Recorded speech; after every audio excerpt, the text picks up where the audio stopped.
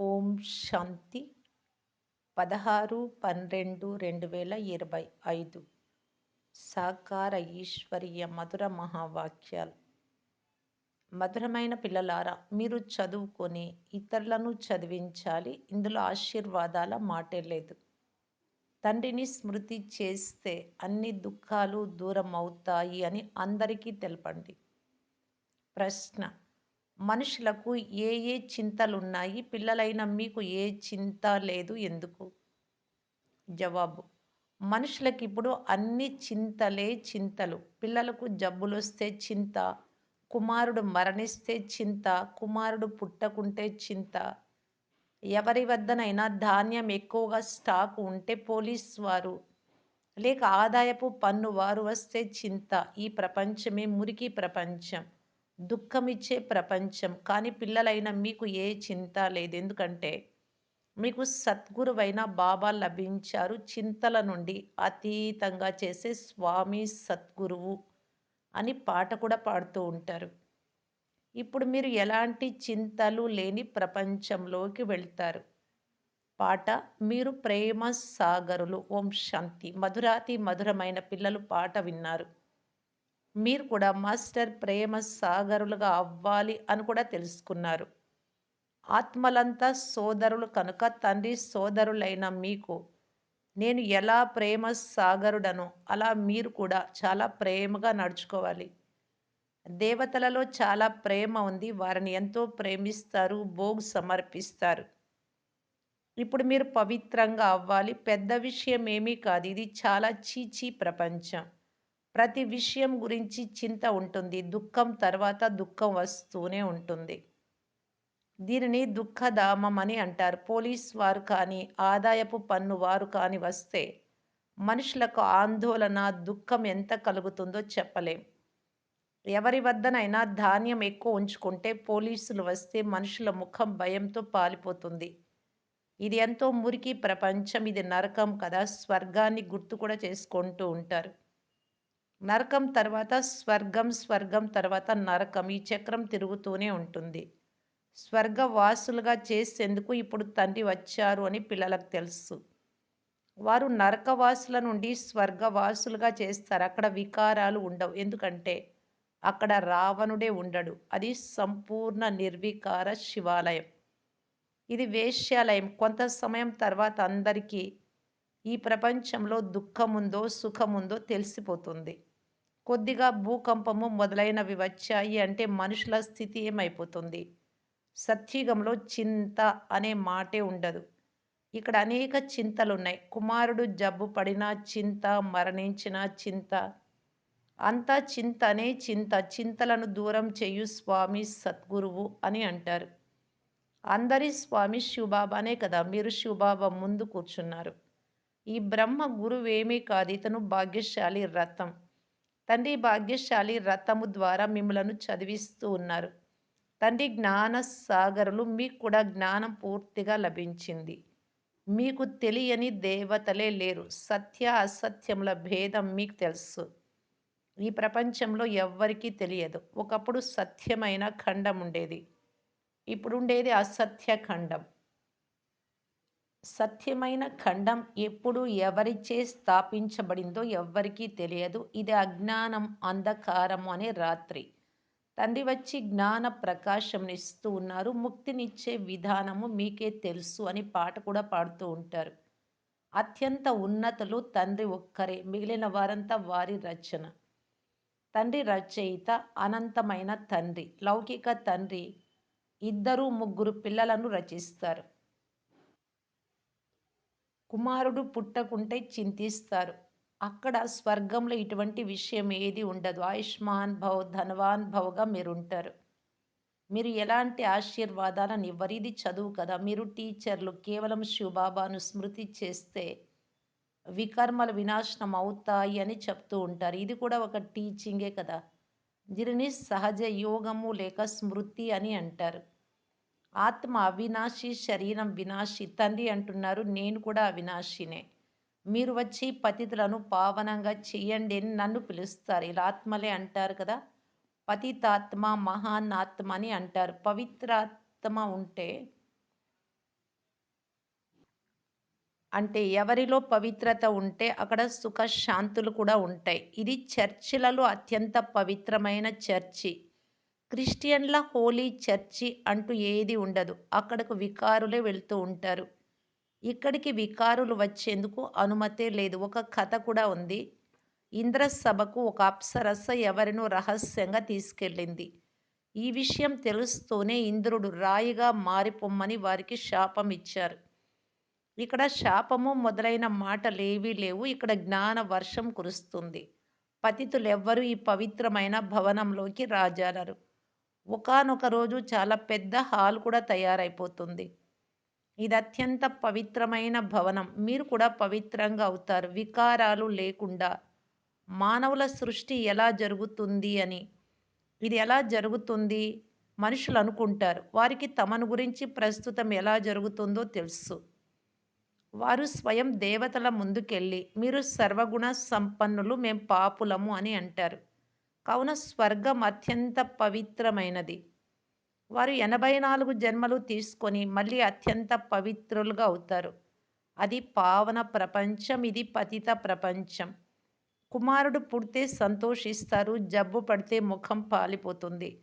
మరణిస్తే కొంతమంది ఒక్కసారిగా పిచ్చివారిగా కూడా అవుతారు. అలాంటి వారిని కూడా ఇక్కడికి తీసుకువస్తారు బాబా. వీరి కుమారుడు మరణించినందున పిచ్చివారు అయ్యారు అని చెప్తారు. ఇది దుఃఖ ప్రపంచం కదా! ఇప్పుడు తండ్రి సుఖ ప్రపంచానికి తీసుకెళ్తారు కావున శ్రీమతమును అనుసరించాలి. గుణాలు కూడా చాలా మంచిగా ఉండాలి. ఎవరు చేస్తే తండ్రి చెప్పినట్టు వారు పొందుతారు. అయితే ఇందులో దైవీ గుణాలు కూడా కావాలి. పాఠశాల రిజిస్టర్‌లో విద్యార్థి క్యారెక్టర్ కూడా వ్రాస్తారు. కొంతమంది అయితే బయట తిరుగుతూ దెబ్బలు తింటూ ఉంటారు. తల్లిదండ్రులకు ఆందోళన కలిగిస్తారు. ఇప్పుడు తండ్రి శాంతిధామానికి, సుఖధామంలోకి తీసుకెళ్తారు. దీనిని శాంతి స్తూపము అని అంటారు. అంటే శాంతిధామాన్ని అనగా అత్యున్నత సైలెన్స్ శిఖరం. ఆత్మలు ఎక్కడ నివసిస్తాయో దానిని శాంతి శిఖరం అని అంటారు. సూక్ష్మ వతనాన్ని మూవి చలనముండేది అని అంటారు. దానిని మీరు సాక్షాత్కారంలో చూస్తారు. అందులో ఇంకేమీ లేదు.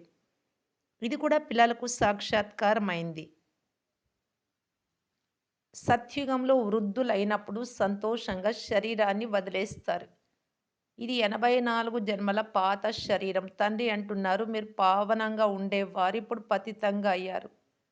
ఇప్పుడు మిమ్మలను పావనంగా చేసేందుకు తండ్రి వచ్చారు. మీరు నన్ను పిలిచారు కదా! జీవాత్మనే పతితమైంది. మళ్ళీ అదే పావనంగా అవుతుంది. మీరు ఈ దేవీ దేవతల వంశం వారు. ఇప్పుడు అసురీ వంశం వారిగా అయ్యారు. అసురీ మరియు ఈశ్వరీయ లేక దైవీ వంశానికి చాలా వ్యత్యాసం ఉంది. ఇప్పుడు ఇది మీ బ్రాహ్మణ కులం. వంశము లేక డైనాసిటీ అని రాజ్యం ఉన్నప్పుడు అంటారు. అక్కడ రాజ్యం ఉంటుంది. ఇక్కడ రాజ్యం లేదు. గీతలో పాండవ, కౌరవ రాజ్యముల గురించి వ్రాసారు కానీ అలా లేనే లేదు. మీరు ఆత్మిక పిల్లలు. తండ్రి అంటున్నారు, మధురమైన పిల్లలు చాలా చాలా మధురంగా అవ్వండి. ప్రేమ సాగరులుగా అవ్వండి. దేహ అభిమానం కారణంగా ప్రేమ సాగరులుగా అవ్వలేరు. అందువలన చాలా శిక్షలను అనుభవించాల్సి వస్తుంది. శిక్షల తర్వాత చిన్న పదవి పొందుతారు. స్వర్గానికైతే వస్తారు కానీ చాలా శిక్షలను అనుభవిస్తారు. శిక్షలు ఎలా అనుభవిస్తారో కూడా పిల్లలైన మీరు సాక్షాత్కారంలో చూశారు. చాలా ప్రేమగా నడుచుకోండి. లేకుంటే క్రోధం వస్తుంది అని బాబా చెప్తూ ఉన్నారు. మనలను నరకం నుండి స్వర్గానికి తీసుకెళ్లే తండ్రి మనకు లభించారు కనుక కృతజ్ఞతలు తెలపండి. శిక్షలు అనుభవించడం చాలా నీచం. సత్యుగంలో ప్రేమ సామ్రాజ్యం ఉంటుంది అని మీకు తెలుసు. ప్రేమ తప్ప ఇంకేది ఉండదు. ఇక్కడ చిన్న చిన్న విషయాలకు కూడా ముఖం మారిపోతూ ఉంటుంది. తండ్రి అంటున్నారు, నేను పతిత ప్రపంచంలోకి వచ్చాను. నన్ను మీరు పతిత ప్రపంచంలోకి ఆహ్వానిస్తారు. తండ్రి అందరినీ అమృతం త్రాగమని ఆహ్వానిస్తారు. విషము, అమృతం గురించి ఒక పుస్తకం కూడా వెలువడింది. వ్రాసిన వారికి బహుమతి లభించింది. ఎంతో ప్రసిద్ధి చెందాడు ఆ వ్రాసిన వ్యక్తి. అందులో ఏం వ్రాసాడో మీరు చూడండి. తండ్రి అంటున్నారు, "మీకు జ్ఞానామృతం త్రాపిస్తాను. మళ్ళీ మీరు విషం ఎందుకు తింటారు?" రక్షాబంధనం కూడా ఇప్పటి స్మృతి చిహ్నమే కదా! తండ్రి అందరికీ చెప్తున్నారు. పవిత్రులుగా అవుతాము అని ప్రతిజ్ఞ చేయండి. ఇది అంతిమ జన్మ. పవిత్రంగా అయ్యి యోగం చేస్తే పాపాలు నశిస్తాయి. నేను హృదయపూర్వకంగా స్మృతిలో ఉంటున్నానా లేదా అని మిమ్మల్ని మీరు ప్రశ్నించుకోవాలి. పిల్లలను స్మృతి చేసి సంతోషిస్తారు కదా! స్త్రీ పురుషుడిని స్మృతి చేసి సంతోషిస్తుంది కదా! కానీ వీరెవరు? భగవాను వాచ నేను నిరాకారుడను తండ్రి అంటున్నారు. నేను ఇతని 84 జన్మల తర్వాత మళ్ళీ స్వర్గానికి యజమానులుగా చేస్తాను. అంటే బ్రహ్మబాబాను. ఇప్పుడు వృక్షం చాలా చిన్నది. బ్రాహ్మణుల వృక్షం. మాయా తుఫానులు చాలా వస్తాయి. ఇవన్నీ చాలా గుప్తమైన విషయాలు. తండ్రి అంటున్నారు, పిల్లలు స్మృతి యాత్రలో ఉండండి, పవిత్రంగా ఉండండి. పూర్తి రాజధాని అంతా ఇక్కడే స్థాపన అవ్వాలి. అంటే ఎవరెంత పురుషార్థం చేస్తే అంత పదవికి అర్హులవుతారో అక్కడ ఈ పురుషార్థాన్ని బట్టి. అదే బాబా చెప్తూ ఉన్నారు. గీతలో యుద్ధాన్ని చూపిస్తారు. పాండవులు హిమాలయాలలో కరిగిపోయారని అంటారు. అంతే, ఏ ఫలితము లేదు. ఇప్పుడు పిల్లలైన మీకు సృష్టి ఆది, మధ్య, అంత్యాలు తెలుసు. తండ్రి జ్ఞాన సాగరులు కదా! వారు పరమాత్మ. ఆత్మ రూపమేదో ఎవ్వరికీ తెలియదు. మీ బుద్ధిలో ఆ బిందువు ఉంది. మీలో కూడా యథార్థ రీతిగా ఎవ్వరూ అర్థం చేసుకోరు. బిందువుని ఎలా స్మృతి చేయాలి అని అంటారు. కొంచెం కూడా అర్థం చేసుకోరు. అయినా తండ్రి అంటున్నారు, కొద్దిగా విన్నా ఈ జ్ఞానము వినాశనం అవ్వదు. జ్ఞానంలోకి వచ్చి మళ్ళీ వెళ్ళిపోతారు. కానీ కొద్దిగా విన్న స్వర్గంలోకి అయితే తప్పకుండా వస్తారు. ఎవరైతే ఎక్కువగా విని ధారణ చేస్తారో, ఆచరణలోకి తీసుకొస్తారో, వారు రాజ్యవంశంలోకి వస్తారు. కొద్దిగా విన్నవారు ప్రజలలో వస్తారు. రాజధానిలో అయితే రాజు, రాణి అందరూ ఉంటారు కదా! అక్కడ మంత్రి ఉండడు. ఇక్కడ వికారి రాజులకు మంత్రులు అవసరం. తండ్రి మీ బుద్ధిని చాలా విశాలంగా చేస్తారు. చాలా తెలివితేటలు ఉంటాయి కనుక సలహాలు తీసుకోవడానికి మంత్రి అవసరం అక్కడ ఉండదు. పులి, మేక కలిసి ఒకే చోట నీరు త్రాగుతాయి. కనుక తండ్రి తెలియజేస్తున్నారు. మీరు ఇక్కడ ఉప్పు నీరుగా అవ్వకండి. కఠినమైన మాటలు, చేదు మాటలు మాట్లాడకండి. పాలు, పంచదార వలె అవ్వండి. పాలు, పంచదార 2 మంచి వస్తువులే కదా! అభిప్రాయ భేదాలు మొదలైనవి ఉంచుకోకండి. ఇక్కడ మనుషులు ఎంతగానో పోట్లాడుకుంటూ, జగడాలాడుతూ ఉంటారు. ఇది రౌరవ నరకం. నరకంలో మునకలు వేస్తూ ఉంటారు. తండ్రి వచ్చి బయటకు తీస్తారు. వెలుపలికి వస్తూ వస్తూ మళ్ళీ చిక్కుకుపోతారు. కొద్దిగా పరివర్తనై మళ్ళీ మామూలవుతారు. కొంతమంది ఇతరులను వెలుపలికి తీసేందుకు వెళ్ళి వీరే మునిగిపోతారు. పరివర్తన చెయ్యాలి అని ప్రయత్నం చేస్తూ ఉంటారు. మళ్ళీ వీరే వికారాలలోకి వెళ్ళిపోతారు. ప్రారంభంలో కొంతమందిని మాయారూపి ముసలి పట్టేసుకుంది. పూర్తిగా మొత్తం మృంగేసింది. వారి గుర్తులు కూడా లేవు. కొంతమందికి గుర్తుండి మళ్ళీ వస్తారు. కొంతమంది పూర్తిగా సమాప్తమైపోతారు. ఇక్కడంతా ప్రాక్టికల్‌గా జరుగుతూ ఉంది. మీరు చరిత్ర వింటే ముందు జరిగినటువంటి విషయాలు ఆశ్చర్యపడతారు. మీరు ప్రేమించండి లేక తోసేయండి. మేము మీ గడప నుండి బయటకు వెళ్ళము అని పాడతారు. బాబా ఎప్పుడు వెళ్ళిపొమ్మని తన నోటితో అనరు. ఎంతో ప్రేమగా చదివిస్తారు. లక్ష్యము మీ ఎదుటే ఉంది. అత్యంత ఉన్నతమైన తండ్రి శ్రీనారాయణుడిగా తయారు చేస్తున్నారు. ఆ విష్ణువే మళ్ళీ బ్రహ్మగా పుడతారు. సెకండ్‌లో జీవన్ముక్తి లభించింది. మళ్ళీ 84 జన్మలు తీసుకొని బ్రహ్మగా అయ్యాడు. తత్వం మీ ఫోటోలు కూడా తీసేవారు కదా! మీరు బ్రహ్మ సంతానమైన బ్రాహ్మణులు. ఇప్పుడు మీకు కిరీటం లేదు. భవిష్యత్తులో లభిస్తుంది. అందువలన మీది ఆ ఫోటో కూడా ఉంచారు. కిరీటం ఉంచుకున్నటువంటి ఫోటో. తండ్రి వచ్చి పిల్లలను డబల్ కిరీటధారులుగా చేస్తారు. మొదట మాలో పంచవికారాలు ఉండేవి అని మీరు అనుభూతి చేస్తారు. భక్తులుగా కూడా మొదట మీరే అయ్యారు ద్వాపర యుగంలో. ఇప్పుడు తండ్రి ఎంతో ఉన్నతంగా చేస్తున్నారు. ఒక్కసారిగా పతితుల నుండి పావనంగా చేస్తారు. తండ్రి ఏమీ తీసుకోరు. శివబాబా ఏం తీసుకుంటారు? మీరు శివబాబా బండారంలో వేస్తారు. నేను కేవలం నిమిత్తంగా ఉన్నాను. ఇచ్చిపుచ్చుకుని లెక్కాచారమంతా మీకు శివబాబాతోనే ఉంటుంది. నేను చదువుకొని చదివిస్తాను అని బ్రహ్మబాబా అంటారు. తన సర్వస్వము ఇచ్చినటువంటి వారు బ్రహ్మ మళ్ళీ తీసుకుంటారా? ఏ వస్తువులోనూ మమకారం ఉంచుకోరు. ఫలానా వారు స్వర్గస్థులయ్యారు అని మహిమ చేస్తారు. మరి అలాగైతే వారిని మళ్ళీ నరకంలోని ఆహారాన్ని ఎందుకు తినమని చెప్తారు? అంటే తినిపిస్తారు కదా! అజ్ఞానం కదా! నరకంలో ఉంటే పునర్జన్మ కూడా నరకంలోనే ఉంటుంది. ఇప్పుడు మీరు అమరలోకానికి వెళ్తారు. ఇది పల్టీలాట, పిల్లి మొగ్గలాట. బ్రాహ్మణులైన మీరు శిఖరం తర్వాత దేవతలు, క్షత్రియులుగా అవుతారు. అలా కావటానికి ఇక్కడే మీరు చాలా మధురంగా అవ్వండి. ఈ విషయం తండ్రి తెలియజేస్తున్నారు. అయినా బాగుపడకపోతే వారి అదృష్టం అంతే అని తండ్రి అంటారు. వారికి వారే నష్టం కలుగజేసుకుంటారు. బాగుపడకపోతే ఈశ్వరుడు మాత్రం ఏం ప్రయత్నం చేయిస్తారు? తండ్రి అంటున్నారు, నేను ఆత్మలతో మాట్లాడుతూ ఉన్నాను. తండ్రి డైరెక్ట్‌గా వచ్చి మీరు అదృష్టాన్ని ఏర్పరచుకోవటానికి మీలో ఉండే వికారాలు వదలండి, మధురంగా కండి, కఠినంగా మాట్లాడకండి, దుఃఖం ఇవ్వకండి. ఇలా నేను చెప్పినా మీరు వినకపోతే మీ అదృష్టం అంతే అని అంటున్నారు. అవినాశి ఆత్మలకు అవినాశి తండ్రి పరమాత్మ జ్ఞానంనిస్తున్నారు. ఆత్మ చెవులతో వింటుంది. అనంతమైన తండ్రి జ్ఞానాన్ని వినిపిస్తున్నారు. మిమ్ములను మనుషుల నుండి దేవతలుగా చేస్తారు. దారి చూపే సుప్రీం పండా కూర్చొని ఉన్నారు. శ్రీమతం చెప్తున్నది పవిత్రులై నన్ను స్మృతి చేస్తే మీ పాపాలు భస్మం అవుతాయి. మీరే సతో ప్రధానంగా ఉండేవారు. 84 జన్మలు కూడా మీరే తీసుకున్నారు.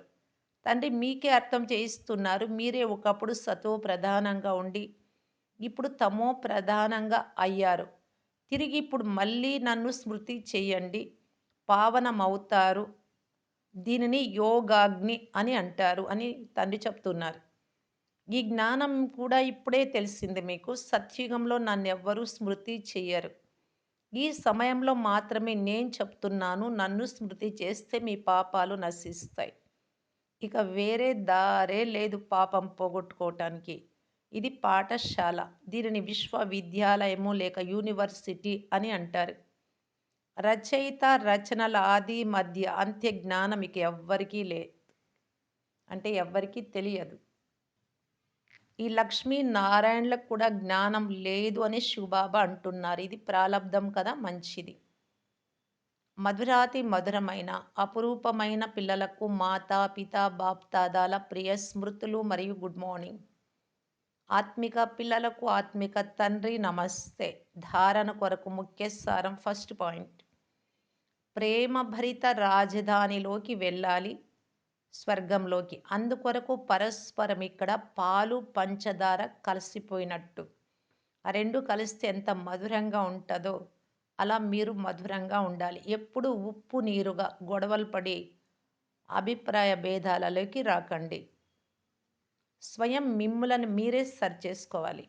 సెకండ్ పాయింట్, దేహ అభిమానం వదిలి మాస్టర్ ప్రేమ సాగరులుగా అవ్వాలి. మీ గుణాలను దైవీ గుణాలుగా చేసుకోవాలి. చాలా చాలా మధురంగా ఉండి నడుచుకోవాలి. వరదానము మనస్సు యొక్క స్వతంత్రత ద్వారా సర్వాత్మలకు శాంతిని దానంగా ఇచ్చే మనస్సా మహాదానీ భవ.